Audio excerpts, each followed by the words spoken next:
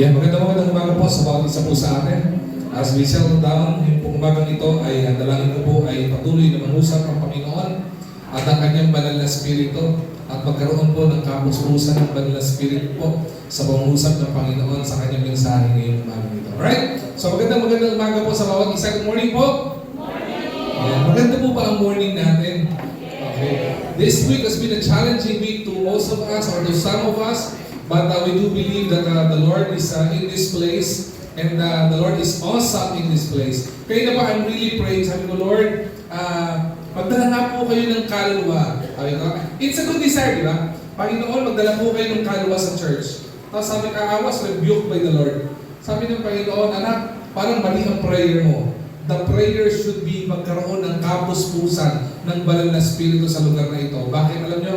Kasi kapag may kapus-pusan ng banal na spirito at ang spirito ng Panginoon narito, it would actually attract people sa loob ng church na ito. Of course, kailangan natin mag-invite ng tao sa church, mag-invite ng kaluluwa sa church, but we are to invite the moving of the Holy Spirit in this church. Amen? At ang dalangin ko po ay as we listen to the word of the Lord, mangusap po sa atin yung pong salita ng Diyos, at the same time, maging encouragement, maging empowerment po sa atin yung pong salita po ng Diyos ngayong umagang ito. Alright? We are still in the message series na ating po tinatalakay at binuksan po ngayong buwan po na ito. This message series is entitled Discovering the Names of God. Okay? Discovering the different names of God. Kaya po ang pinaka-main theme natin for this month, okay, is entitled Revealed. Okay? My question here is this. Pang-ilan na po ito? Technically, pang-apat na po ito or pang-lima. Tama po? Please do correct me if I'm wrong. Okay?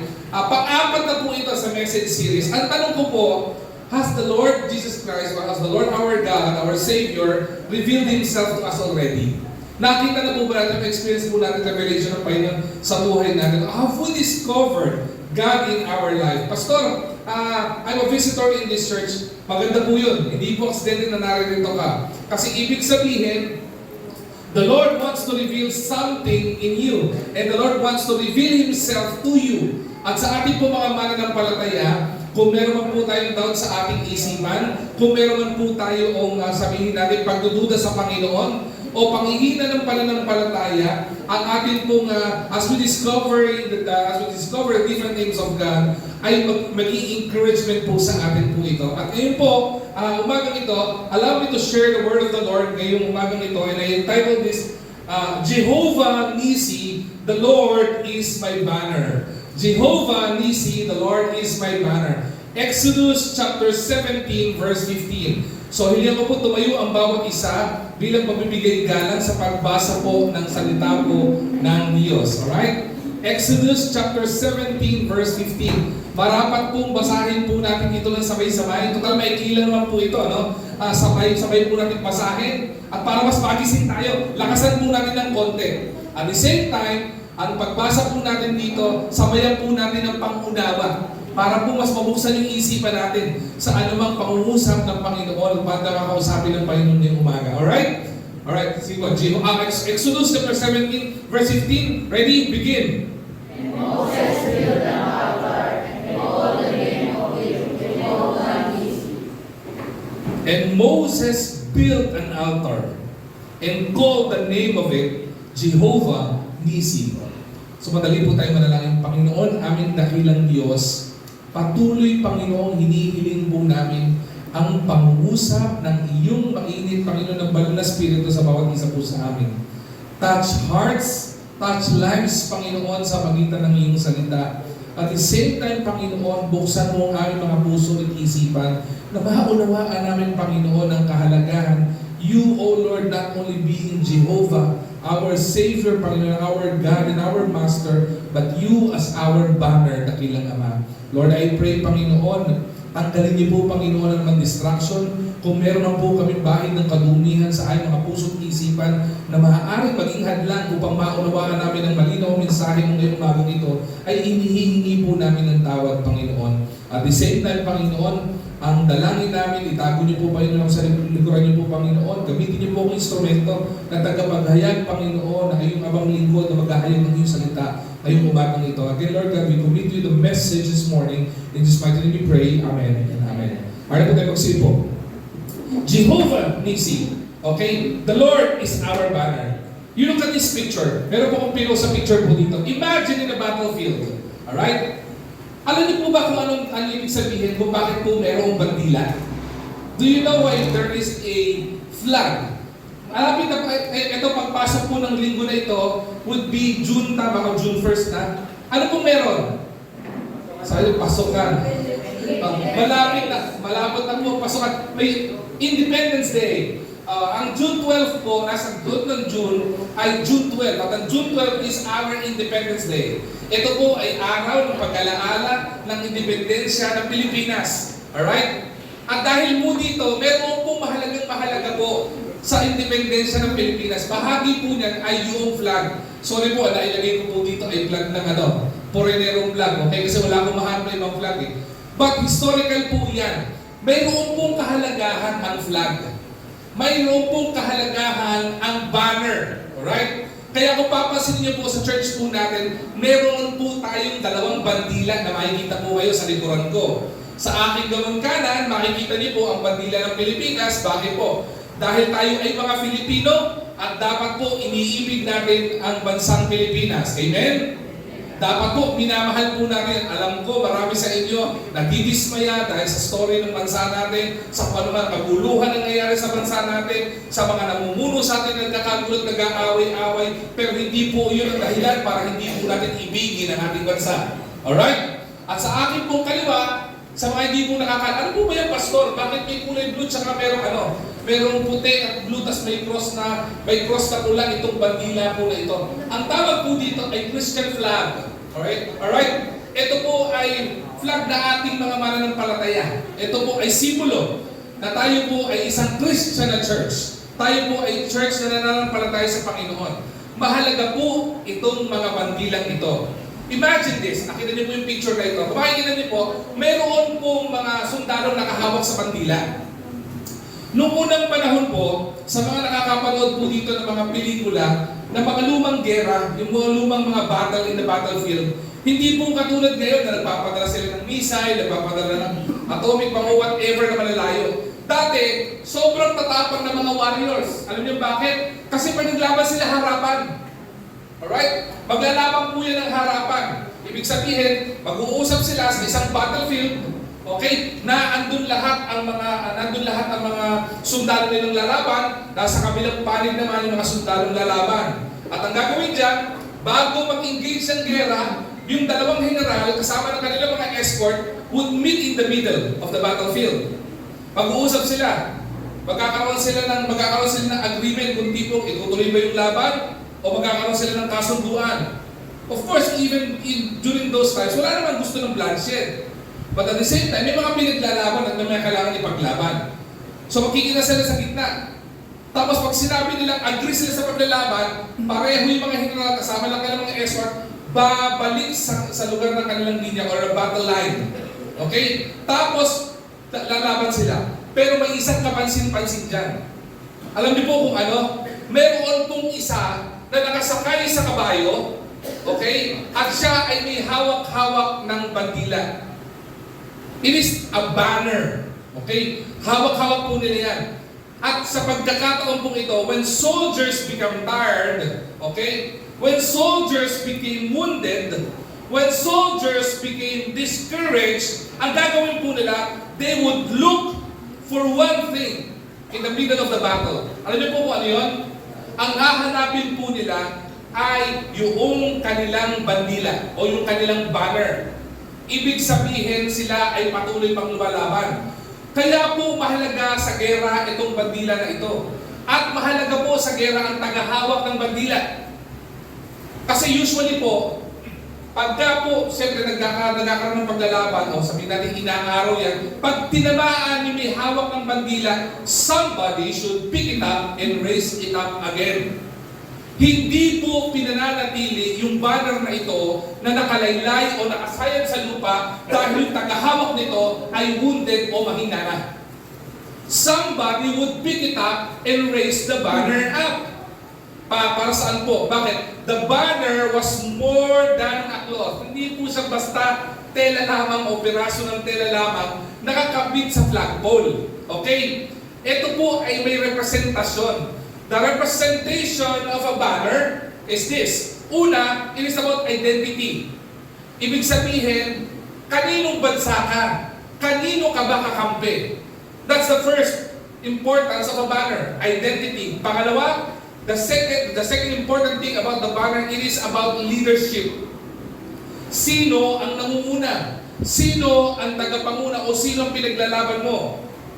Pangatlo, kapag ka ang banner ay kaya po pinanatiling nakataas po ang banner.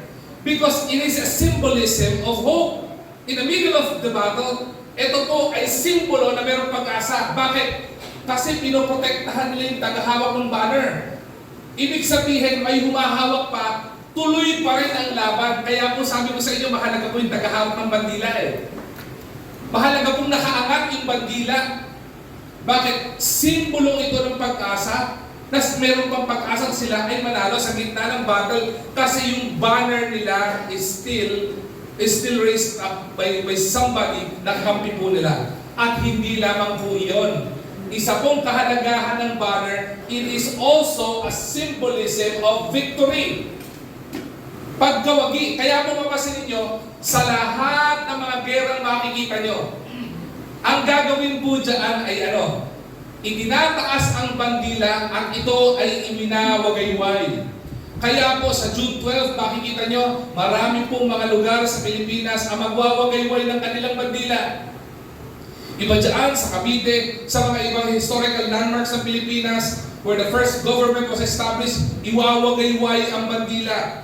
Sa Rizal Park, kung saan nandun ang ating Sigat Jose Rizal, ang ating pambansang bayani, iwawagayway ang bandila. Sa lahat ng mga government agency, itataas ang bandila at iwawagayway ang bandila. Sa karamihan ng mga tahanan po natin, kung tayo talaga'y mga Pilipino o minamahal natin ng bansang Pilipinas, iwinawagayway ang bansang Pilipinas na flag po natin. Alam niyo po kung bakit? Because the Philippines was actually colonized by so many colonizers. Naandyan ang Espanyol, naandyan ang Amerika, naandyan ang mga Hapon. Ang dami nag-colonize sa atin, but praise be to God, the Lord allowed us to have an independence para po tayo ay magkaroon ng sariling kasarilan. At dahil po diyan, meron tayong bandilang ating iminawagayway. Alright? It is a symbolism of victory. As long as the banner still stood, the soldier knew they had not lost the battle. Hanggat nakatayo, hanggat iminawagayway ang bandila o ang banner, ang ibig sabihin sa gitna ng battle, yaan ay may pag-asa pa rin manalo at tuloy pa rin sa paglaban dahil ang bandila o ang banner ay minawagayway pa rin. Ano pong kahalagahan po niyan sa pag-aaral po natin? There is a story of this wounded soldier. Diba? Yung wounded soldier na to, ang dating sa kanya, pagod na siya. Diba? Buong ilang araw na siya nakikipaggera, sugatan, duguan na yung soldier na ito. Gusto niya na sumuko, pero nung nakita niya na yung bandila, kinuha uli ng kasama niya at iminawagayway yung bandilang ito. In the middle of the battle, in the middle of discouragement, in the middle of tiredness ng buhay po niya. Sabi niya, I could even barely hear the commands of my commander. I couldn't even grip my rifle. Hindi ko kayang hawakan yung rifle ko. But through the dust, he saw the nation's flag still lifted up. The moment he saw the banner, courage returned.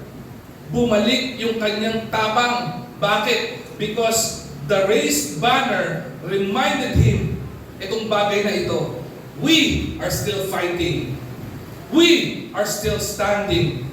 Victory is still possible. Mga kapatid ko, mga mananampalataya, meron po tayong kani-kaniyang battle sa buhay po natin. Hindi ko po alam kung anong battle nyo. Baka ang ibang battle po sa inyo, may problema kayo sa buhay. Di ba? Baka ibang battle po ninyo, may problema kayo sa pamilya. Baka ang ibang battle natin, may problema kayo sa trabaho. Sa mga estudyante na narin ito, may battle kayo sa inyong eskwelahan. O baka may problema ka sa classmate mo, may problema ka sa kaibigan mo, may problema ka sa katrabaho mo, may problema ka sa lahat ng bagay sa mundong ito. And you are so discouraged. Sabi po ng Bible, ang mundong ginagalawan po natin is full of battles, full of struggles. At ang pinakamasakit po na struggle ng isang mananampalataya, isang tao, the battle is not against flesh and blood. The battle is against the spirit. Di ba? Yung po makipagbabag ka o makipaglaban ka sa isang tao na nakikita mo, ay mahirap na po yun, hindi po ba? Natry nyo na po ba makipag-away? Natry nyo na po ba makipagsuntukan dahil sa pinaglalaban po ninyo? Yun po, mahirap na po yun, nakakapagod po yun eh. Pero yun ang mas nakakapagod. Ang mas nakakapagod, kapag yung kalaban mo, hindi mo nakikita. Subukan niyo po yung mga nagtitrain ng boxing. Isa sa pinakamahirap na training ng mga boxer, alam niyo po kung ano? Is that about the boxing inside the ring. Inside the corners of the ring na pinaglalabanan nila.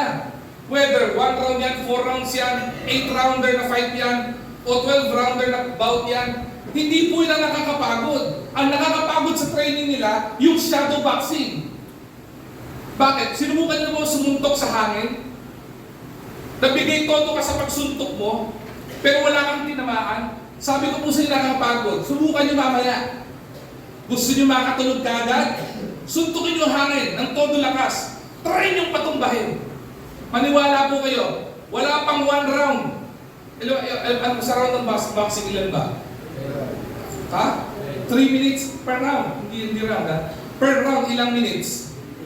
3? Subukan niyo 3 minutes. Suntukin niyo hangin. Diba? Kaya bilib ako yung mga nagbabaw ng training, yun ang yun, hindi magano na, akala mo sumisit-sit dahil sa bilis ng kalasuntok. Diba? Maniwala ka, mapapagod at mapapagod ka. Hindi po ba? And the battle in this world is not against flesh and blood. It is against the spirit. Ang kalaban po natin, hindi po natin nakikita. Ang diablo po, na tinetempt tayo para magkasala, tinatry tayong ilayo sa Panginoon that would cause us our different battles in life, that would cause us struggles in this life. Hindi po natin nakikita. Kaya po totoo, sa ating mga kapwa mananampalataya, marami po sa atin pagod, hindi po ba? Marami po mga mananampalataya dito pagod. Marami po mga masyado discouraged. Marami po mga mananampalataya, pinanghihinaan ng pananampalataya. Marami po sa ating mga mananampalataya pagod na pagod sa mundong ito. Iba sa ating mga mananampalataya, di ba, tayo ay talagang stress na stress sa mundong ito. But the Lord says, di ba, as long as the banner is raised up, there is still hope for victory.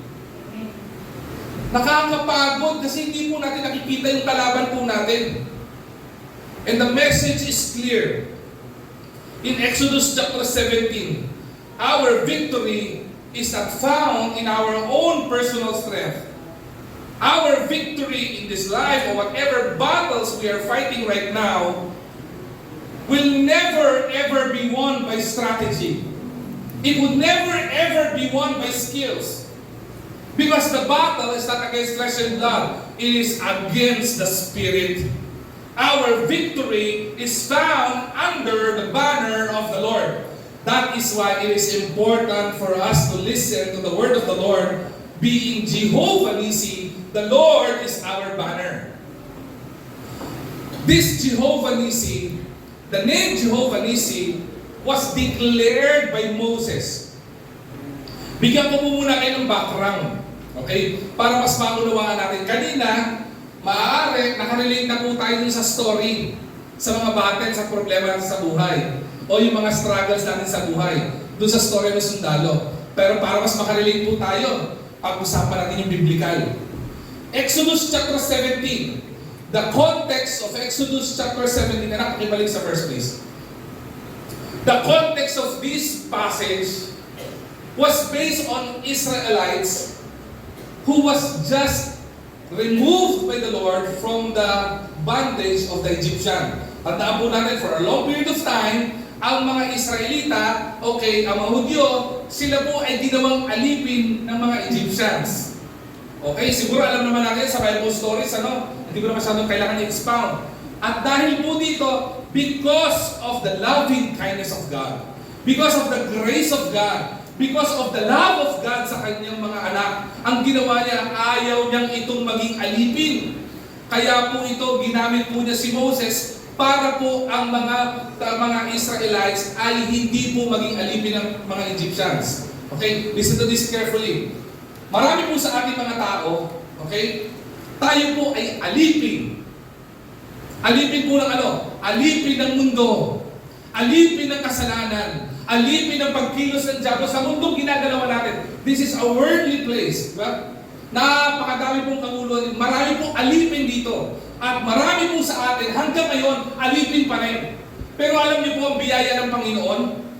Ayaw po ng Panginoon na yung kanyang mga nilalang, ayaw po ng Panginoon na yung kanyang mga anak ay maging alipin ng mundong ito.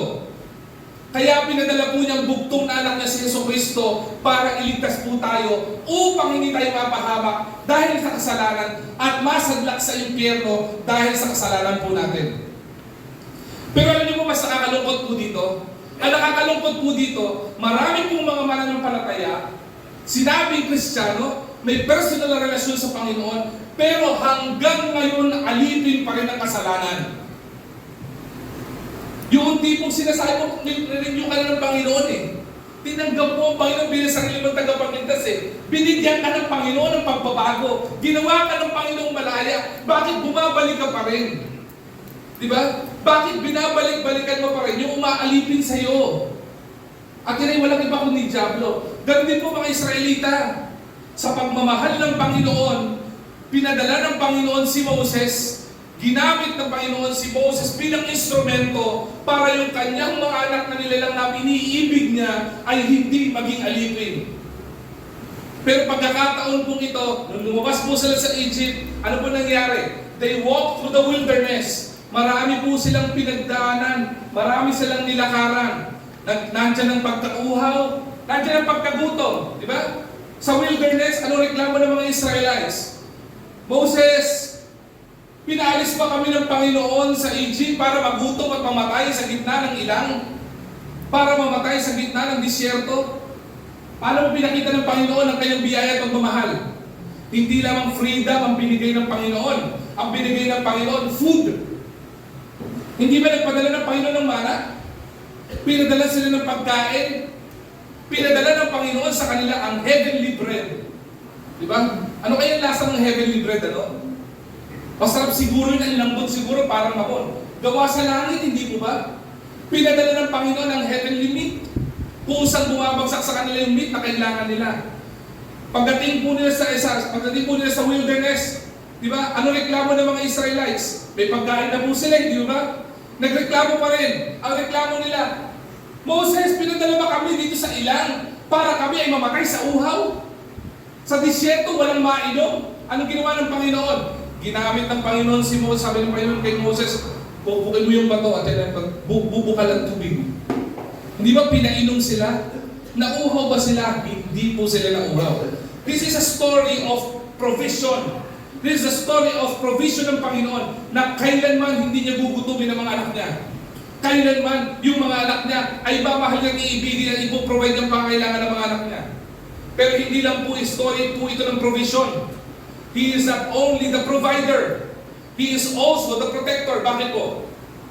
Because in Exodus chapter 17, i-backtrack niyo po ng 14 verse, kung may Bible po kayo, pwede niyo pong buksan po iyan. Sila po, hindi naman po dire-diretso yung kanilang lakbay eh. Papunta sa promised land. Hindi po dire-diretso. Napapagod din po sila eh. Katulad din po natin.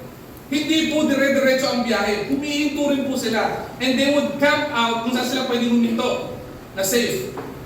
Sa pagkakataon po ito, nag-camp sila sa isang lugar na ang pangalan ay Rephidim.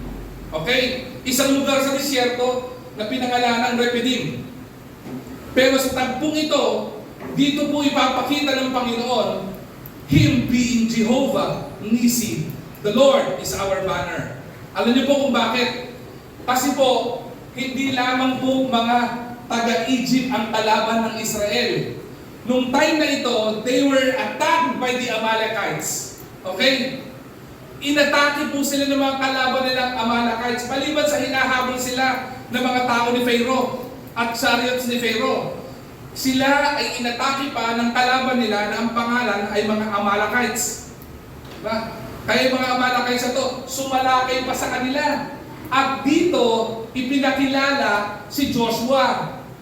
Diba? Yung kilala-kilala natin na nagsabi na, as for me and my house, we will serve the Lord.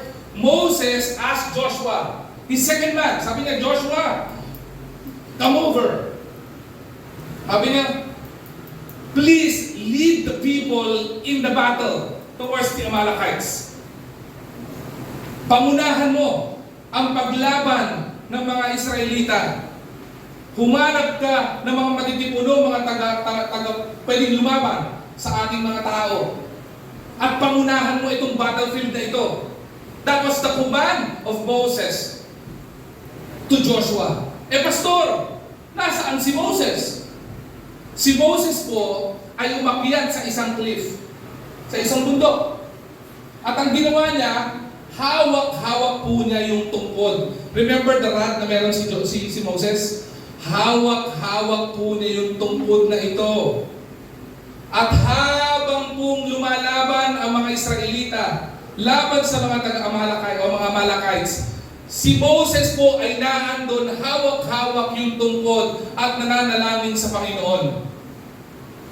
Panginoon, protect our people in the battlefield. Lord, let us won the victory over the Amalekites. Pinananalangin po iyan. Pinananalangin po ito ni Moses doon sa lugar po na ito. At kumapasin po natin ang story nito. Pangunahan mo ng konti ito, dadaanan ko rin sa bawat punto po natin ito. Maliban po kay Joshua, mayroon pong lumutang na dalawang tao. Ang pangalan po nila ay si Aaron and Hur. Lumabas po dito itong dalawang tao na ito. Ano po yung contribution nila sa story na yan, Pastor? Sa story ng Jehovah Nissi o story ni Moses, or God being Jehovah Nissi our banner, or the Lord our banner. Nakita po nila na every time na nakataas ang tungkod na habang nananalangin si Moses, yung mga lumalaban sa battlefield nananalo. Pero habang bumababa yung kamay ni Moses, di ba? Napapagod din po eh. Nangangalay din po eh. Di ba? Yung tagapanalangin at leader po nila, habang bumababa po ito, nakikita po ni Aaron at saka ni Hur na nagkakaroon ng advantage yung kalaban. Ibig sabihin, nananalo yung kalaban. Iaangat uli ni Moses, mananalo uli. Lalamang uli ang mga Israelita. Habang bumababa, makikita rin magkaka-advantage na naman. So nag-usap yung dalawa. Sandali, kailangan ni Moses ng katulong. Kasi kung maghapon na siyang nakahawak sa tungkod, napapagod at nangangalay ng leader natin. So ginawa ni Aaron at ni Hur, hinawakan nila at tinulungan nila si Moses na mapanatili na nakaangat yung tungkod. And to make the long story short, Israel won the battle. Diba? Nanalo po ang mga Israelita sa biyaya po ng Panginoon. Nanalo po ang mga Israelita na ito. Now the question here is this. What is the lesson of that story? The lesson of that story is that the story of Moses, the story of Joshua, the story of Aaron and Hur teaches that God's people experience victory when we depend on God. Kapag po ang mga mananampalataya, tayo po mga anak ng Diyos ay nagtitiwala, kumakapit sa Panginoon, nagtitiwala at nananampalataya sa Panginoon, there is victory on our side. Bakit? Because God is our banner. As long as the banner in our life is lifted high, there is hope that we will win the battle. Yung po yung pinakamahalaga po dito eh. The one under whom we stand, the one under whom we fight our identity and celebrate our victories. Kasama po natin ang Panginoon po dito. Kaya kung titingnan po natin, kung magkakaroon man tayo ng take away, di ba, sa mensahe po na ito, ang matutunan po at paunawaan po natin, Israel won the battle because God fought for them. Hindi po sila yung lumaban. Ang lumaban dito ay ang Panginoon. Kasama po nilang lumalaban ang Panginoon sa battle. My question here is this. Anong battle mo sa buhay mo ngayon? Anong problema pinagdadaanan mo ngayon sa buhay mo? Anong problema ng pamilyang pinagdadaanan sa buhay nito? Anong problema pinagdadaanan ng church na ito ngayon? But if the banner of God would be raised in our life, there is hope that we will win the battle. At pangako po ng Panginoon yan, Jehovah Nissi, the Lord is our banner. Ang sarap pong haintindihan, ano? Ang sarap pong makita yung story, no? Di mo ba nakaka-encourage? Tao nga po kayo kung gising po tayo. Di ba? Ang sarap pong maintindihan na kahit na tayo ay nadadapa, kahit na tayo ay nagkakaroon ng problema, kahit na tayo ay may pangailangan o nagkakaroon na tayo ng pagdududa, kapag kasama natin ang Panginoon, alam natin magwawagi tayo. Bakit? Ano sabi ng Bible po kanina? The battle in this world is not against flesh and blood. Di ba? Hindi physical ang laban sa mundong ito. It is against the spirit. At ang pinakamatinding pwedeng lumaban sa evil spirit na ito ay walang iba kung hindi pure spirit. At yan ay walang iba kundi ang Panginoon. Kaya po sinabi ng Biblia, if God is with you, then who can be against you?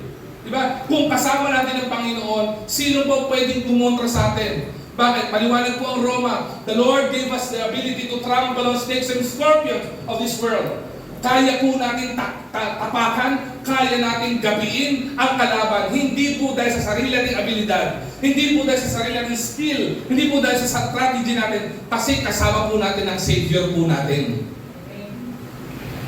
That is the importance of Jehovah Nissi in our life. My question here is this. Hindi ko natatanungin kung yung mga battles po natin. Because if I ask each and every one of us kung ano mga battles nyo, the whole day ng Sunday na ito, hindi po matatapos. This would be a Sunday of counseling. Pag pinag-usapan natin ng bawat isang battle natin. Pag pinag-usapan natin ng bawat isang problema ng bawat isang individual dito, mula sa bata hanggang sa adult, ang dami natin pinagdadaanan. Hindi sapat ang araw na ito para pag-usapan ng mga problemang iyan. Pero kung titingnan po natin, maganda pong maunawaan natin kung nasaan nakatayo pa ba ang banner ng Panginoon sa buhay natin. Is the flag of the Lord, is Jehovah Nissi still standing up in our life? Nakatayo pa rin ba sa puso natin na huwawagayway ang banner ng Panginoon? O baka nasa sahig na yan at tinatapak-tapakan na lang? Kaya po marami mga mananampalataya dapain.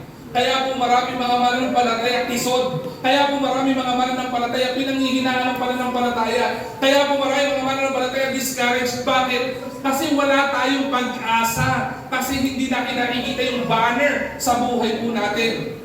These two flags on my back is important in this church. The right Philippine flag is a symbolism of our identities as Filipino. The left flag is a symbolism that we are identified in Christ. Pero kaya po nandito to, yung kanan, kaya po hanggang ngayon nakatindig pa rin po yan dahil hanggang ngayon ating pong ini-enjoy yung independensya ng Pilipinas. At kaya po nakatindig ang flag na ito dito sa lugar na ito. Simbolo ito na nagwagi ang Panginoon laban sa kasalanan sa buhay po natin.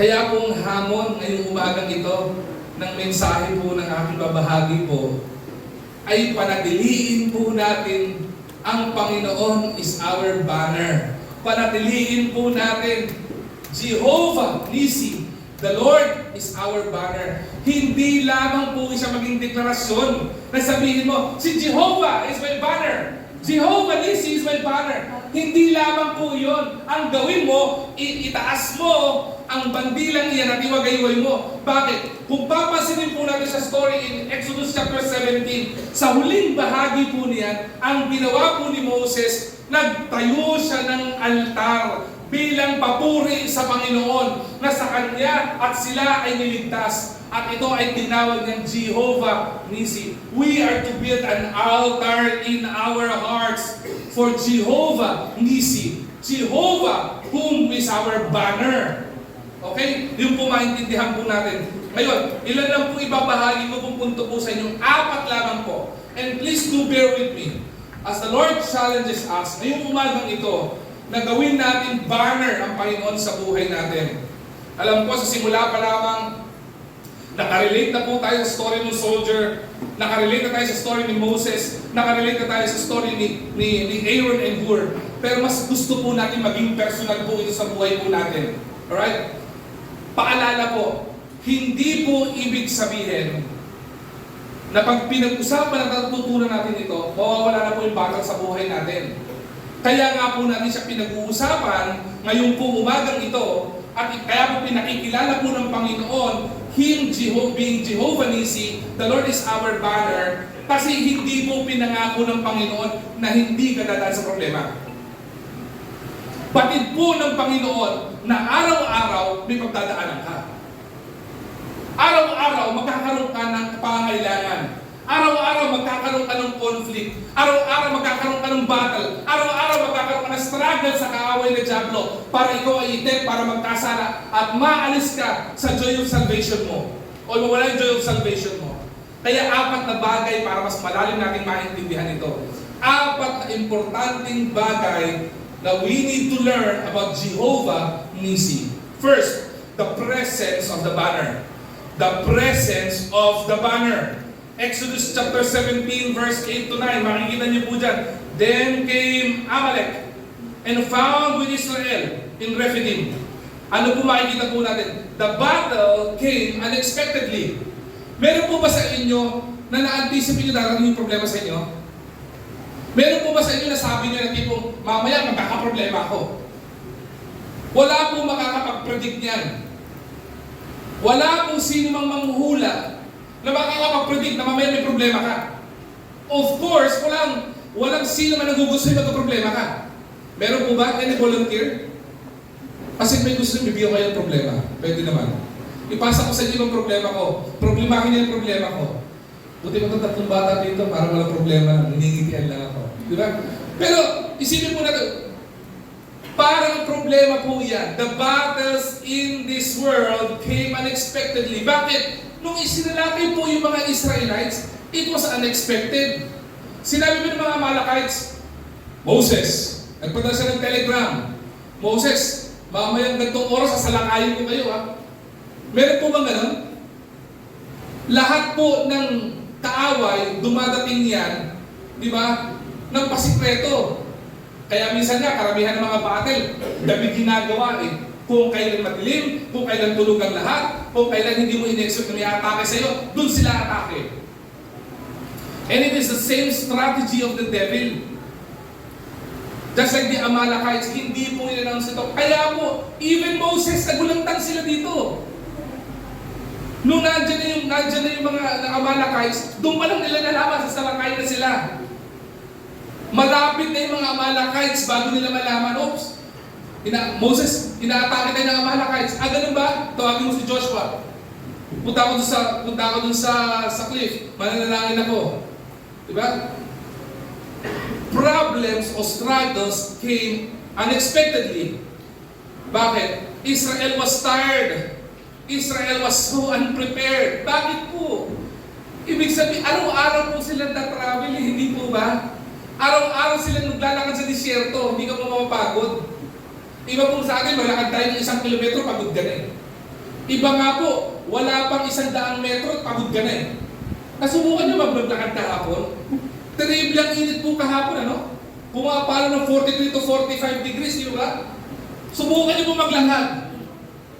Pagbalik nyo, naku, lawit ang dila nyo eh. Maghahanap ka kagad ng tubig eh. Mapapagod ka. Magkausap po kami dito kahapon, nila Ate Ana, nila Ate Joyce, ng ibang adults. Tapos nagkakantahan yung mga BBS natin. Nakangiti lang po ako dito, ang titindi ng energy dito mga to ah. Diba? Yung mga teachers natin, hindi ko alam kung anong sugar ang tinira nila. Gusto ko ng sugar ang tinira nila. Bakit? Grabe! Yung isang teacher natin, naka-high heels, tumatanong pa dito eh. Paano nila gagawa yun? Tapos yung mga bata, doon naka-aircon tayo, tatapos sila. Ano kanta nyo yung takbo? Run to you, di ba? Ako nga, nasa gilid, hindi ako makaran eh. Sabi ko kay Ate Ana, grabe energy ito mga to, no? Ako nga, painitan lang. Para ako naubos sa kandila eh. Di ba? Ito mga batang ito, kung kailan naiinitan, para silang mga solar panel. Lalo silang tumitindi. Pero alam nyo, itong mga Israelites, ganun din po, pagod na pagod sila. Isipin mo, pagod ka na, isa sa pinakamadaling gapiin o talunin sa isang battle kapag kayong kalaban mo pagod. Bakit? Kulang sa lakas eh, hindi mo ba? Kaya po alam ng mga Amalekites, madaling talunin itong mga to. Pagod sa disyerto itong mga ito. Sumalakay. Ang mga Amalekites, natalo ba nila ang Israel? Hindi po. Bakit? Kasi hindi po based sa skill, hindi po based sa strategy ang victory. Nakakalimutan nila kung sino ang kakampi ng mga Israelites. At yun ay walang iba kundi ang Panginoon. Yet in the middle of the conflict, pinaalala ng Panginoon sa kanila that His presence was with them. The banner represented God's nearness in the battle. Israel was not fighting alone. Kaya po sa ating mga mananampalataya, many believers think battle means God has abandoned us. Hindi ba? Minsan ang panalangin po natin ganito, pag may problema ka, ang sabi mo, may katagang, may famous sa kataga bakit ganon? When it rains, it pours. Bakit pa nagka-problema ka? Di ba? Sunod-sunod. Bakit pa nagpaulan ng Panginoon ang problema? Yung payong mo pasalo. Di ba? Lahat sunod-sunod. Di ba nagsasabi natin po minsan yan? Sa buhay po natin. Ang pakiwari po natin, kapag ka po mayroong problema o may struggle o may battle tayo, we felt like we are abandoned by God. Kaya nga po meron po isang famous na kanta na napasikat na Tagalog na kanta na ang kantang ito nagtatanong patungkol sa Panginoon. Ang kanta to, natutulog ba ang Diyos? Natutulog ba? Sagutin ko, hindi siya natutulog.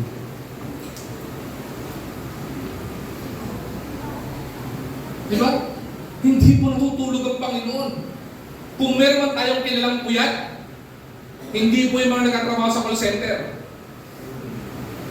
Ang puyat, alam nyo kung sino? Panginoon. Yung mga kulang sa tulog, maniwala kayo, aburido. Isipin yung Panginoon. Buti na lang si Lord, hindi siya call center agent. Bakit? Sa sobrang dami nating inaasikaso ng Panginoon, malamang maaaburito ka. Bakit po? Ako po, 2 lang anak ko Pero nawawalan ako ng buhok dito ilang tao sa mundo meron. Kaya natanong ako minsan, Lord, pag nakita po kaya tayo, may buhok po kayo? Hindi, balik yung tanong na yun. Bakit po? Lord, sa dami po ng problema binigay namin sa inyo, malamang napaanot na kayo Bakit? Alam mo bakit? Sorry, ano lang to, segue lang po. Alam mo maraming panot? Ha? Pag panot yan, maraming problema yan. Alam nyo bakit? Kasi lagi nakaganto yan. Diba? Kaya umuuro yung hairline. Diba? Ngayon, bakit maraming tao ang shaggy? Ano shaggy? Sa gilid na lang ang buhok. Dahil sa problema. Alam niyo bakit? Wala yung ginawa kundi magaganto. Ayokong buluhin buhok ko Kasi ang pananaw ko, buluhin mo na buhay ko, wag lang ang buhok ko. Kamot ng kamot sa ulo. Dahil sa problema. Diba? Lahat ng dandruff ko ito natanggal na kakakamot. Kaya shaggy na lang ang buhok. Basta pag wala na, huwag mo nang tanongin, baka masaktan ka. Ay ikaw ang dahilan kung bakit nalagas ang buhok niya. Ang sinasabi po natin dito, marami sa ating mga manaparatingin natin, kung may problema tayo, inabandon tayo ng Panginoon. Pero yung totoo, battle, listen to this carefully, battle become the stage where God reveals Himself clearly. Sa gitna ng battle ng buhay natin, doon ipinapakita ng Panginoon kung sino talaga siya. Bigyan ko po ng halimbawa. Paano malalaman na ang Panginoon ay provider? Would you appreciate the Lord being a provider if you do not have a need? Tama ba? Provider si Lord. Pero wala kang pangailangan. Pero pasanin mo, kapag may pangailangan ka, biglang pinrovide ng Panginoon, nasabi mo, the Lord is my provider. How can you experience healing if you are not sick? Paano mapa-experience si God being the God who heals if you are not sick? Diba? Naisipin mo ba yun? Kaya po totoo, sa gitna ng problema, tayo po mga mananampalataya, hindi po tayo para ma-discourage. Hindi po tayo para panghinaan ng ating pananampalataya. Bakit? Dahil sa gitna ng struggle, sa gitna po ng battle ng buhay natin, doon ipinapakilala ng Panginoon clearly kung sino siya sa buhay mo. And after that, pansinin niyo po, in all those messages patungkol sa Jehovah, kay Jehovah, Jehovah Nisi, Jehovah Rapha, Jehovah Tsidkenu, lahat po ng pag-uusapan natin, at the end of the message, every message would end with worship sa Panginoon. Isipin niyo po yun. Battle becomes the stage for God to reveal Himself most clearly. Our battle is not proof of God's absence. God is present in your pain. God is present in your pressure. And God is present even in your problems. Lagi pong naandun ang Panginoon because that's the character of God. He is everywhere. He is in every situation of our life. The presence of the banner. When life attacks you, when problem attacks us, look to the banner above you. Not merely the battle before you. Bakit po? Kapag ka may problema, ang problema natin mga mananampalataya, mali ang perspektibo. Bakit po? Kapag ka may problema, anong titingnan mo? Yung problema. Ito ang pananaw mo.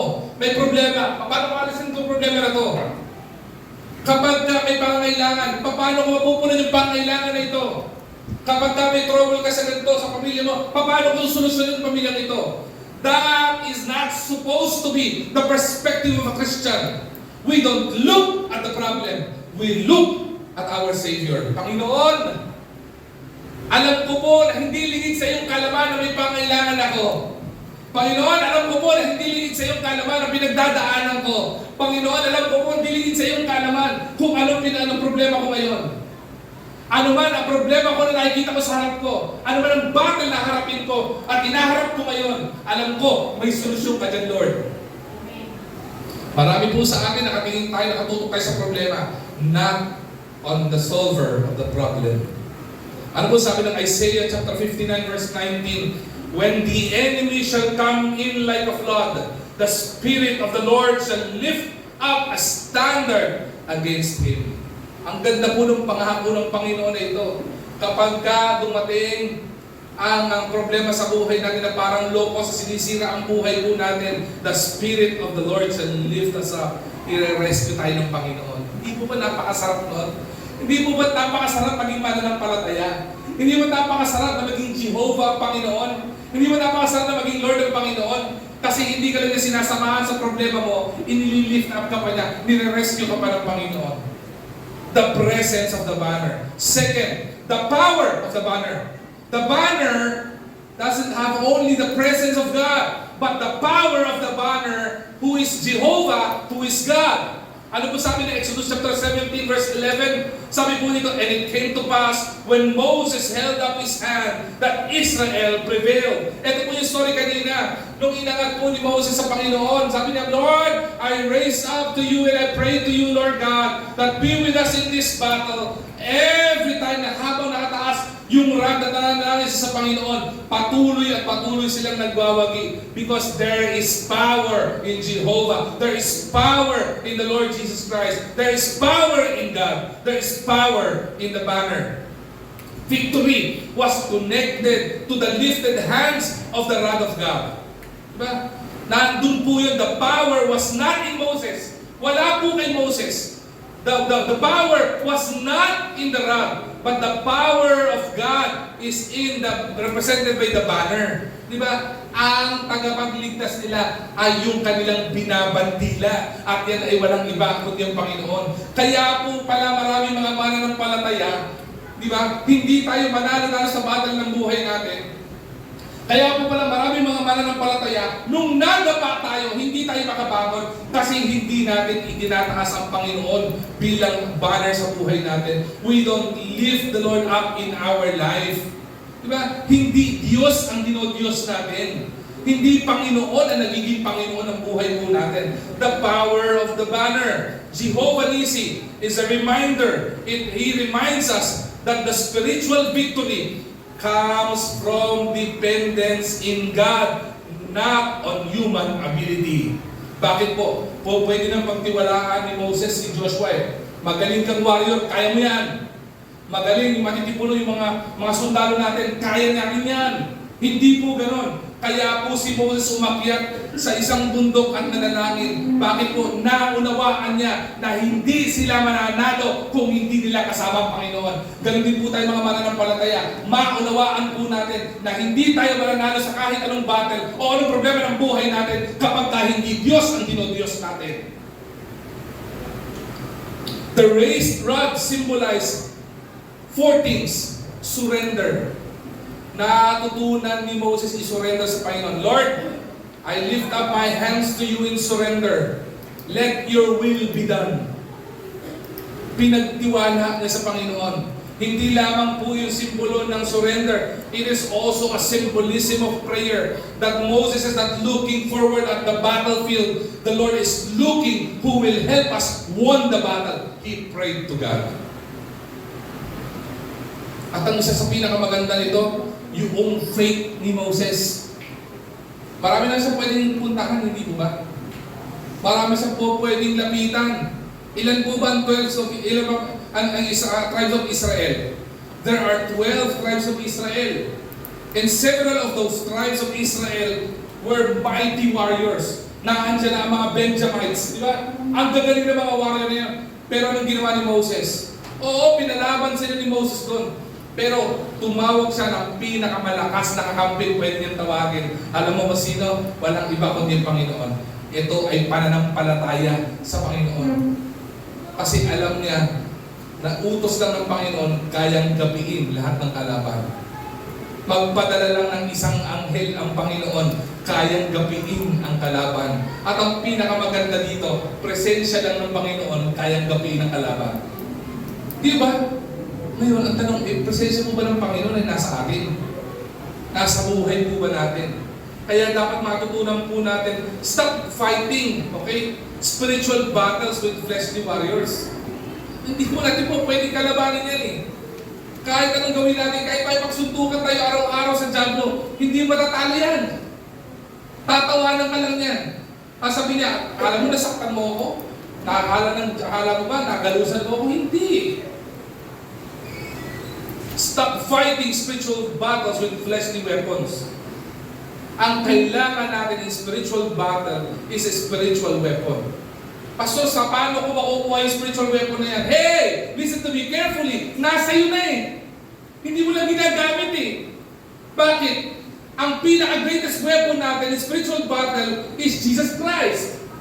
Kaya kung si Kristo tinanggap mo sa buhay mo, sa buhay natin, aba, nasa iyo. Bakit hindi ka nananalo? Kasi hindi mo ginagamit. Tama mo ba? Parang Bible po yan.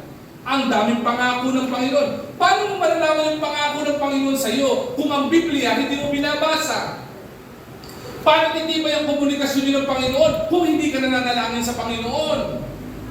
Paano hindi ba yung pananampalataya mo kung hindi ka naglilingkod sa Panginoon? Hindi mo ba? Prayer lifts the banner of God over our situation. Manalangin po tayo. Kaya po mahalaga pong prayer meeting. Whether online or face-to-face prayer meeting, mahalaga po yan sa buhay po natin. Nananalangin po ba tayo? Sana po nananalangin tayo. At ang tanong po, kung nananalangin man tayo, tama ba yung pinapanalanginan po natin? Kasi baka mali din yung pinapanalanginan natin. Baka pinapanalanginan natin yung mga bata sa harapan natin. Ang dapat pinapanalanginan natin yung Diyos sa tagapagligtas po natin. Worship in warfare invites God's power in your battle. Kaya niyo po ba mag-worship habang may problema kayo? Ang hirap, nasubukan niyo na po ba yun? Na mag-worship kayo kay Lord kapag may problema kayo? Ang hirap po nun Ako naman magsasabi sa inyo, mahirap po yun. But there's no excuse. Tingnan niyo po ito, patunayan mo po ito. Marami mga Kristiyano, ayaw mag-church may problema. Ayoko mag-church, yung problema ako. Aba, dapat ka nga lalo mag-church eh. Ayoko mag-church, may karamdaman ako. Mas kailangan mag-church na may karamdaman ka. Ayoko mag-church kasi may problema ako. The more na kailangan ka mag-church na may problema ka. Madali mo ba umawit ng papuri sa Panginoon o magpasalamat sa Panginoon, magbigay ng papuri sa Panginoon kapag may problema ka? Ano sabi ng 2 Thessalonians, di ba? Give thanks in all circumstances. You worship the Lord kahit anong sitwasyon mo. Ang madali, kapag ka may blessing ka, ang dali mag-worship kay Lord. Mapapalundag ka pa, mapaparaise hands ka pa, di ba? Praise the Lord, di ba? Pero subukan mo, may problema ka, kaya mo sabihin praise the Lord? Madali po ba yun? One of the greatest testimony I've ever heard was a man, an old man, a senior citizen man, who was diagnosed with nasopharyngeal cancer. Na-diagnose siya may cancer sa kanyang nose, technically pati yung kanyang lungs apektado. At nag-metastasize yung kanyang cancer. Pero sabi niya, kausap ko siya, ini-encourage namin siya, Kuya, we are praying for you. Kasama mo kami sa battle na ito. Don't worry, the Lord is our healer. Kaya kang pagalingin ng Panginoon to whatever pamamaraan gagawin ng Panginoon. We are trying to encourage the man. But that man encouraged us. Paano? Pastor, nagpapasalamat po ako sa Panginoon kasi may sakit ako. Paano ka naman magpasalamat kung may sakit ka?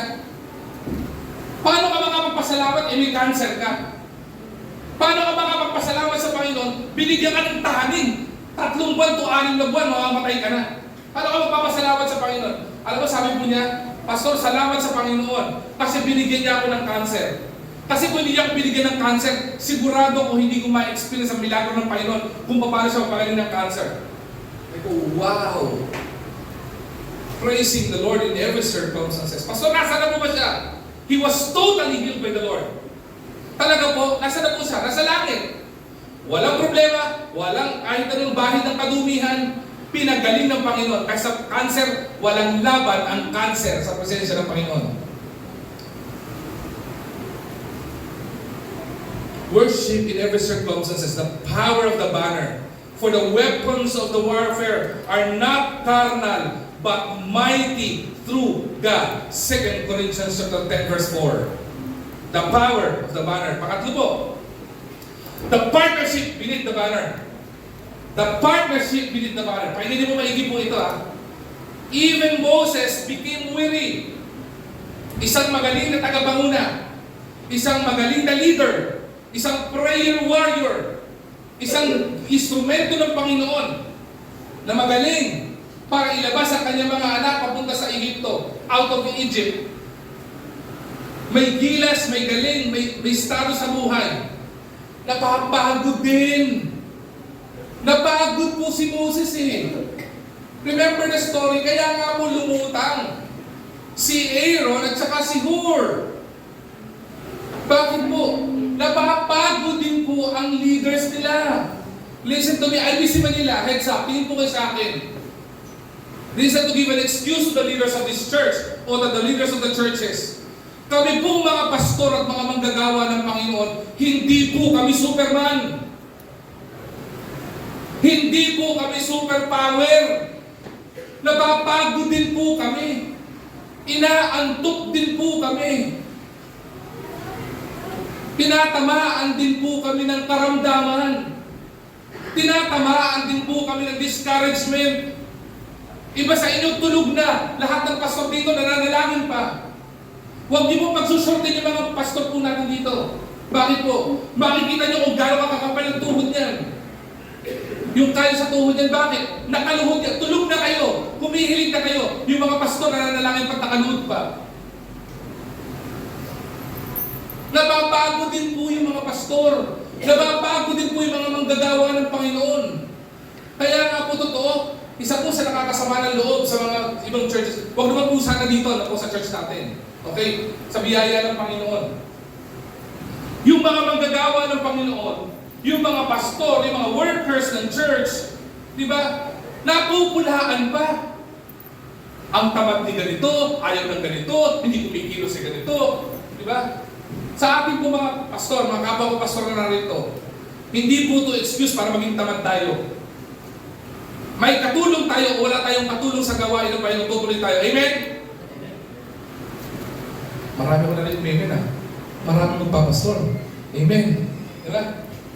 Hindi po yung dahilan. Mga Christian workers, mga Bible school students, hindi ibig sabihin kayo lang nag-visitation, susuko na kayo.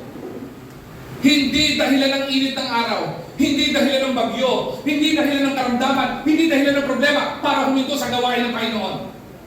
Bakit? Did Moses stop worshiping the Lord? Did Moses stop serving the Lord? May mga kumukontra kay Moses sa leadership ni Moses, hindi mo ba?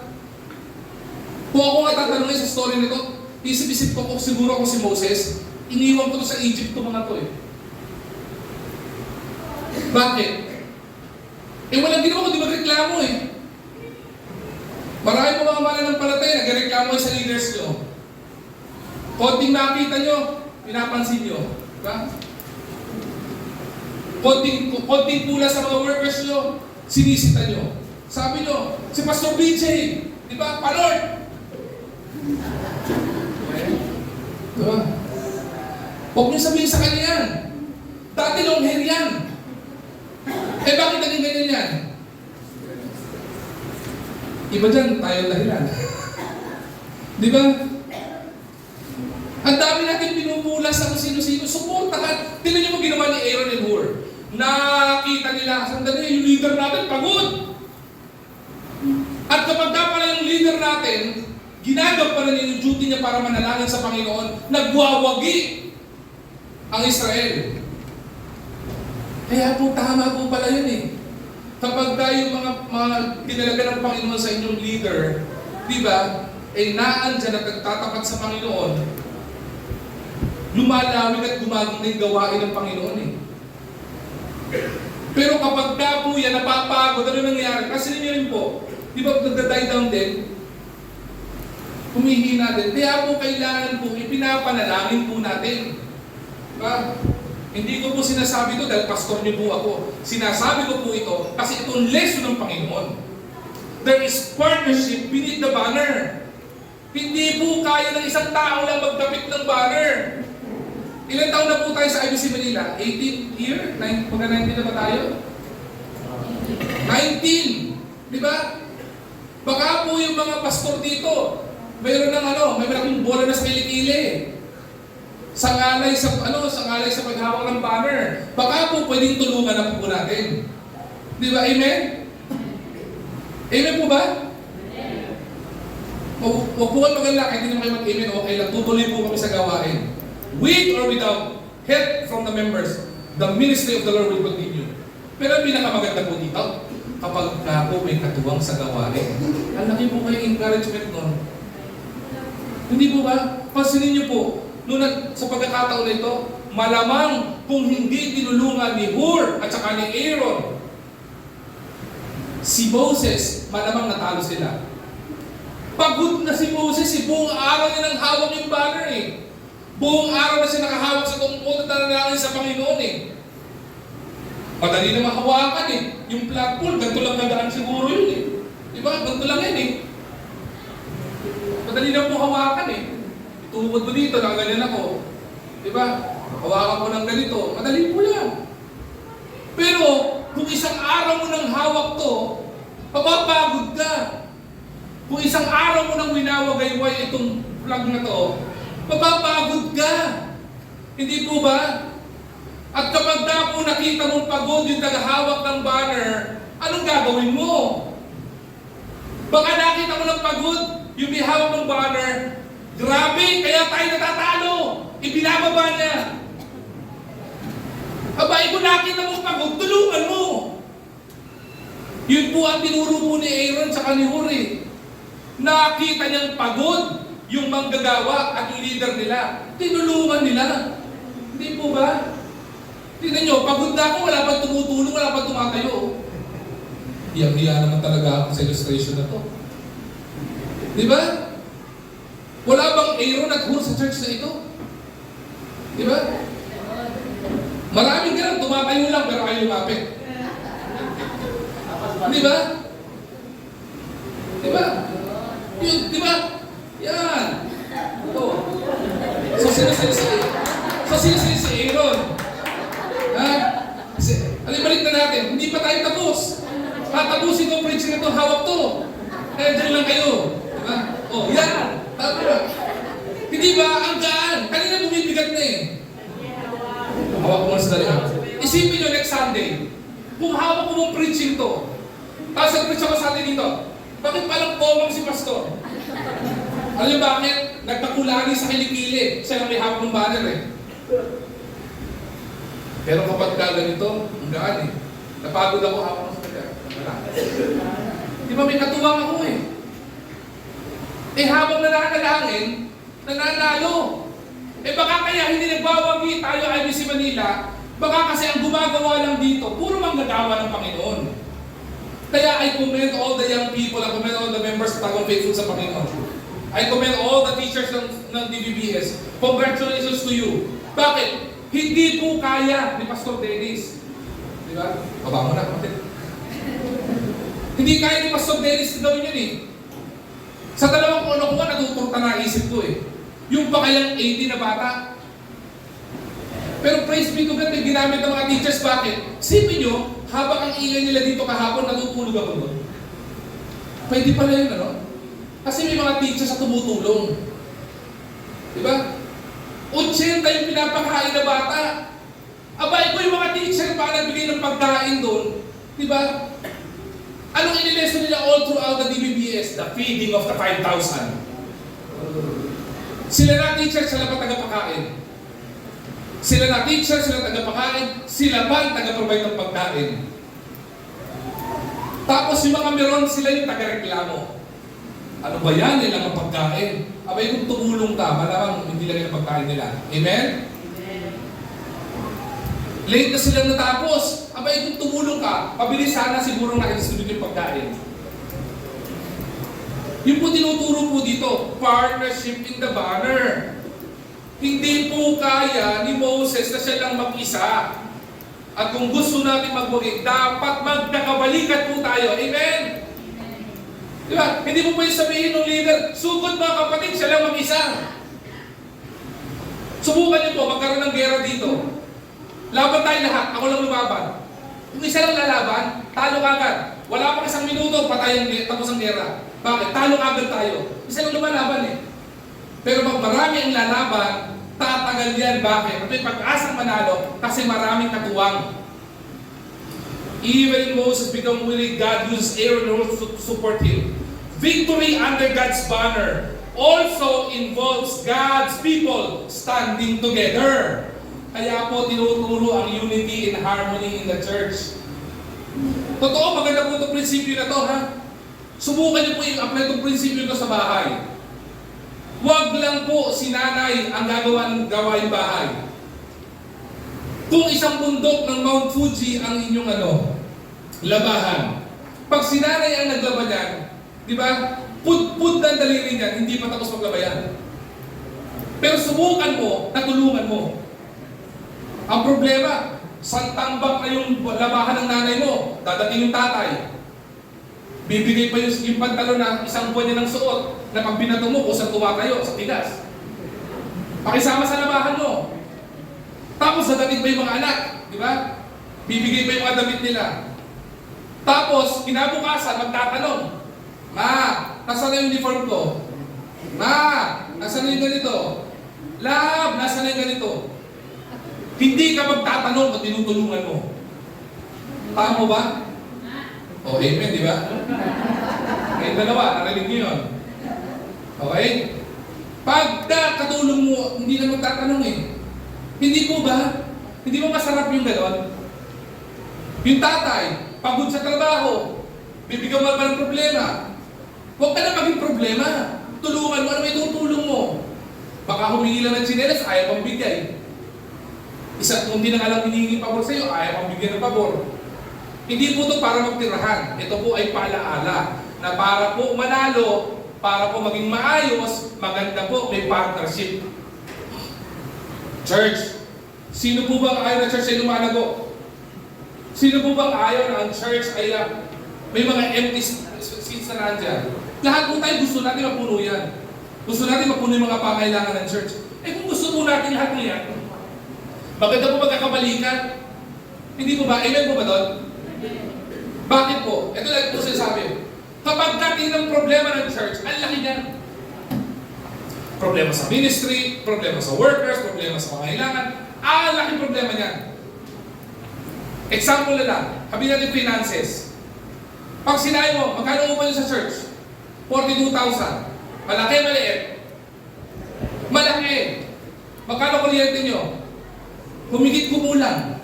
Depende sa idadagdag ng gobyerno mga additional charges. Di ba? Sabihin natin mga 18,000. Malaki, maliit? Malaki. Di ba? Pero pag isang tao lang ang sasagot niyan, ang laki niyan. Tao ba? Pero subukan mo lahat makiambag kahit piso. Liliit yung pangailangan na yan. Takdihin mo yun. Anong pinakikita mo doon? Kapag ka may partnership sama-sama, ano makikita nyo? Dumadali at gumagaan. Yung po tinuturo ng Panginoon, kaya pong gawin ng Panginoon lahat ng yan. Pero tinuturo ng Panginoon sa Israel, magtulungan kayo. No believer is designed to fight alone. Christians, ganun din. Kapag ka nakita mo kapwa mo ng palataya, down, naandyan ka, para ipanalangin yan. Eh baka tayo pa nagiging dahilan para mas lalo ma-discourage yan. Hindi na ito patungkol sa leader, patungkol dito sa mga mananampalataya. Kapag ka meron kang kapwa mananampalataya na may pinagdadaanan, dapat ikaw ang katuwang niyan. Dapat hindi po tayo ang katitisuran po diyan. Because believer is not designed to fight alone. Kaya Christians, kapag ka may problema kayo, huwag kang hihingi, lumapit para humingi ng panalangin. Pastor, pwede bang panalangin? O ate, o kuya, pwede ba akong panalangin? Huwag po tayo mahihiya. It is our responsibility to partner with each other and to pray for one another. Amen? Because there is partnership in the banner. We need prayer partners. In this church, we need prayer partners. In this church, we need church family. Okay po yung churchgoers. We love churchgoers. But we need church family. Bakit? Kasi a family loves one another. A family understands one another. And a family cares for one another. That is what the church needs. We need godly encouragers. Di ba? Ang tanong, pagka po ba lumabas sa bibig natin ang mga salita, nakaka-encourage ba o nakaka-discourage? Have you ever asked somebody na pagka pumunta ka sa kanya, anong nararamdaman niya? I would remember when I was still in Bible school, itong leader po namin na ito, pag nakikita po namin, tatakbuhan kami. Nagpupulasan kami, lumalayo kami. He is a pastor, by the way. Takot kami sa kanya. Diba? Pagka natin yung leader na yun, takot kami sa kanya. Nagpupulasan ng Bible school student. Pero meron isang pastor, napakaganda ng kanya, napakaganda yung kanyang, hindi ko dinadaw yung isang pastor because he's God's anointed. Talaga demeanor lang niya, talaga nakakatakot talaga siya. Okay? Pero may isang pastor na pagka nilapitan namin yung people, kumusta ka? How can I pray for you? Diba? Pag yun, nagpapark ko sa sakay niya, bubukas pa rin sa sakay, may bumabati na. Pastor, may papadala po ba kayo? Pastor, may bibit-bitin po ba kami? O ano may tutulong namin? Bakit? Alam bakit? Kasi yung kanyang atmosphere is encouraging. Kapag ka po kaya tayo, ganoon din po kaya. Actually, gusto ko lang tanong po yun eh. Kapag ka po may dumaan dito sa lugar natin, nakita yung church natin, ayoko dyan. Di ba? O pag may dumaan dyan, gusto ko dyan. One time, umatend ako dyan. Grabe. Sobrang hindi namimili mga tao. Kinamayan ba naman ako? Diba? Binati ba naman ako? Ngayon, issue na yung pagbati, no? Yung kumusta. Issue na ngayon yan. Yung hindi mo na ako kumusta, sumasama loob. Hindi po issue sa Senate yan. Kahit po sa church, issue yan. Minsan pumasok yung pastor, hindi nakabati yung pastor. Sabi ng mga miyembro, suplado ni pastor, alam sinong gwapo. Diba? Hindi namamati, suplado. Diba? Sabihin, kala mo sinong gwapo, tsaka naman. Diba? Ino-pray niyo ba? Hindi mo pwede yung problema lang? O baka ayaw kayong batiin kasi hindi pa siya nakapag-toothbrush. At pag binati kayo, ibang spirito, naramdaman kayo, pastor. Hindi ba? Pero maganda po yung church pag kami yung bumabalik-balik yung mga tao kasi gusto ko sa church na yan. Nararamdaman ko yung presensya ng Panginoon. Nararamdaman ko yung mga tao din mapagmahal. Partnership in the banner. We need godly encouragers. Bakit? Support others who are growing weary in battle. Diba lahat naman po tayo napapagod sa battle eh. Yung leadership napapagod din. Yung mga miyembro napapagod din. Lahat po tayo napapagod po tayo. Pero hindi po yon para maging dahilan para huminto at lumayo tayo sa Panginoon.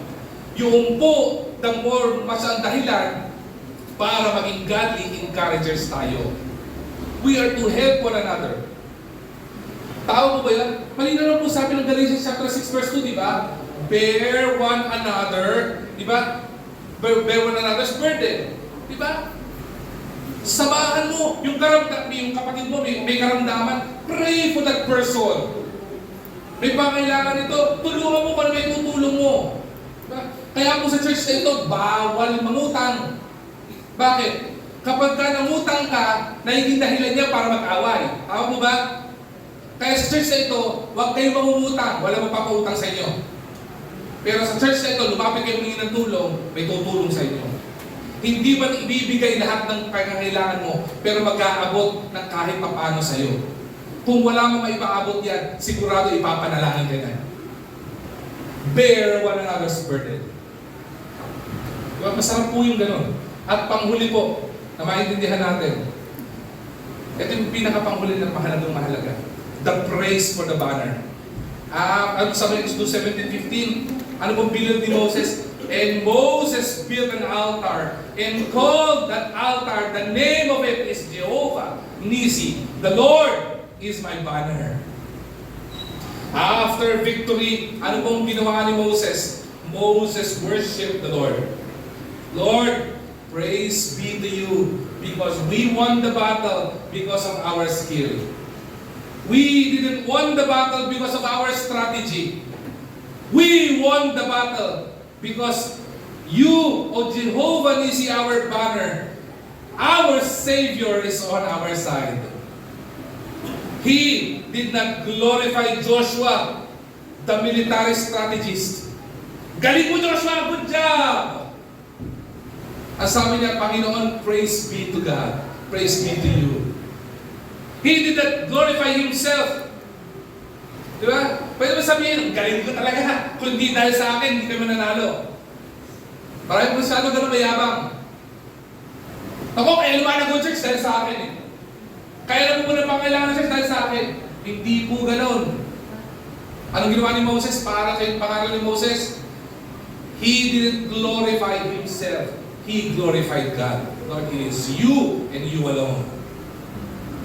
The altar became not only a pedestal, but the altar of Jehovah Nisi becomes a testimony that the Lord gave us victory. Kaya tama po yung awitin. There is victory in Jesus. Mayroong pong pagbawagi kapag kakasama natin ng Panginoon. Every battle won, every discouragement that was overcome should produce greater worship. The more na nakakapag-worship tayo sa Panginoon, don't forget to praise God after the breakthrough. May problema ka, napagdaanan mo, napagwagian mo, worship the Lord. Di ba? Papurihan ng Panginoon. May nangyari sa iyo, na-overcome mo, build memories of gratitude. Sa ating po mga tao, ang hirap po natin mag-build ng gratitude, no? Mas madali tayo magbuo ng memories of this gratitude. Di ba? Ang dami nating memories na pwede mong tingnan ng pangit. Pero ipapasalamat hindi. Subukan niyo po yan. Pag-usap kayo mag-asawa, kumuha kayong dalawang papel. Sa isang papel, ilagay mo, lahat ng reklamo sa akin, pakisulat nga. Sa kabilang papel, yung mga ginawa ko mabuti sa'yo, pakisulat nga. Maniwala ka, wala pang isang minuto, yung isang papel na puro reklamo, puno na. Yung isa nag-iisip pa, paano wala akong maalala? Tama ba? Pero kung bibilangin mo, susumahin mo, ang dami namang ginagawang mabuti.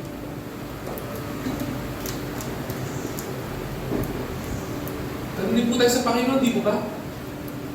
Talong natin, natutulog ba si Lord? Lord, bakit mo ako iniwan? Pwede naman yung kapitbahay ko lang magka-problema. Bakit ako ba may karamdaman? Isipin mo, pasalamat ka, buhay ka. Pasalamat ka, kumakain ka. Pasalamat kami trabaho ka. Pasalamat kami pamilya ka. Pasalamat kami sinusuot ka. Pasalamat kami church na nag-i-encourage sa'yo. Pasalamat ka sa mga bagay na yan. Ang dami mo po pwedeng ipasalamat kaysa ireklamo. Testify about God's faithfulness sa buhay po natin.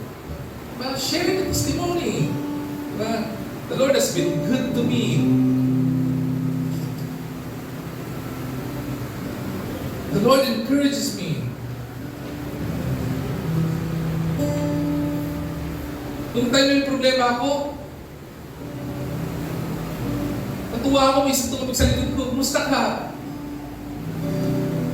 Can I pray for you? Nung pagod ka, may tawag sa'yo, Kuya, kamusta? Pagod ka? Gusto mo ba ng ganito? Gusto mo tulong? Kailangan ba ng tulong? Encouragement po nun. Testify about God's faithfulness. Inutos po ng Panginoon yan eh. Psalm chapter 20 verse 5. Ano po sabi niyan? We will rejoice in thy salvation. And in the name of our God, we will set up our banners. The praise for the banner. Lord, we praise you. Lord, we want to worship you. Lord, pinapupurihan ka kita. Lord, salamat sa pag-ibig mo. Without you, I cannot do anything. Without you, Lord God, I will not accomplish anything in this world. I can even won a very simple battle in my life if not for your grace and your grace alone. Ano po? Maintindihan po natin, victory is not found in our strength, but it is found under God's banner. Gusto mong magwagi ka? Pag inasahan mo ang lakas mo, mauubos ka. Pero pag inasahan mo ang lakas ng Panginoon, hindi na mauubos ang lakas ng Panginoon. Some of us are fighting silently. Depressed-depressa, nagmumukmuk. Some of us are exhausted, pagod. Sinasabi mga katagang, pagod na ako. Sawang-sawa na ako. Some of us are fighting the battles with discouragement.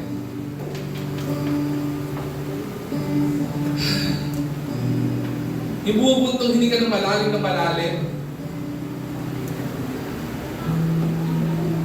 Na hindi mo alam kung saan uhugutin yung lakas mo. Yung parang gusto mo sumandal ka na lang.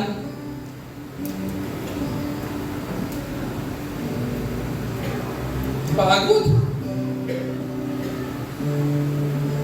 Feeling mo lang kasama, ikaw lang mag-isa.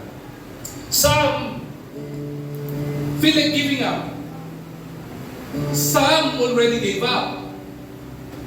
Di ba? Iba yung binigay ng Panginoon at pinagkatiwala ng Panginoon, pinahiram ng Panginoon ng buhay, binabawi natin. Wala kang karapatan bawiin yan. Bakit? Pahiram lang ni Lord sa iyan eh. So mga nag-iisip, nabawiin ang buhay nyo dahil sa problema nyo, mahiya tayo sa Panginoon. Abay, pahiram lang po na yan. Bakit hindi ko babawi? Wala kang karapatan gawin yan. The Lord give it and the Lord take it away. Siya lang ang may karapatan yan. Pero marami pong iba nag-give up na. But this message is a reminder. Jehovah Nissi reminded us there is still a banner lifted over your life. The battle is not yet over. The battle is not yet done. It could be won. Pwede mapagwagian yan. Not by our own strength, but by the strength of God that is within us. Under His banner, there is protection. Under the banner of the Lord, there is provision. Under the banner of the Lord, there is identity in Christ. Under the banner of the Lord, if you think there is no hope, in the banner of God, there is hope. If you feel like helpless, in the banner of the Lord, under the banner of God, there is hope and there is help. And in the banner of the Lord, there is strength. At ang pinakamagandang maintindihan po natin, in the banner of the Lord, there is victory. Pwede mapagwagian po iyan. Do not focus only on the size of the battle. There are small battle, medium battle, large battle, extra large battle, humongous battle. Maraming iba't ibang laki ng battle. Pero walang masihigit sa laki ng Panginoon na kakampi po natin. When the people of God march under the banner of the Lord, victory is at hand. It is secured by the presence of our Almighty God. Ano po dapat kong gawin, Pastor? Lift your eyes up. The Lord is not sleeping. He is aware of what you're going through. Lift your faith up. Pagtibayin mo pananampalataya mo, hindi ka bibitawan ni Lord. Lift your worship. Let's worship the Lord and stand confidently under the banner of Jehovah Nissi. Gawin mong pedestal sa buhay mo. Magkaroon ng isang parte sa buhay natin na puso natin nakalagay, nakatarang doon, Jehovah Nissi, the Lord is my banner. In the presence of God, there is victory. Let me end with this. As I sum up all the message, maintindihan po natin, a raised banner reminds weary soldiers that hope is still alive. Ulitin ko po a raised banner reminds weary soldiers that hope is still alive. Pagod ka? Are you weary? Are you tired this morning? Are you a weary soldier? Pagod ka na. Para bang sugatan na sundalo. But as long as the banner of the Lord is raised in our life, as weary soldiers, the hope is still alive. May pag-asa pa rin. Saan? Sa presensya ni Lord.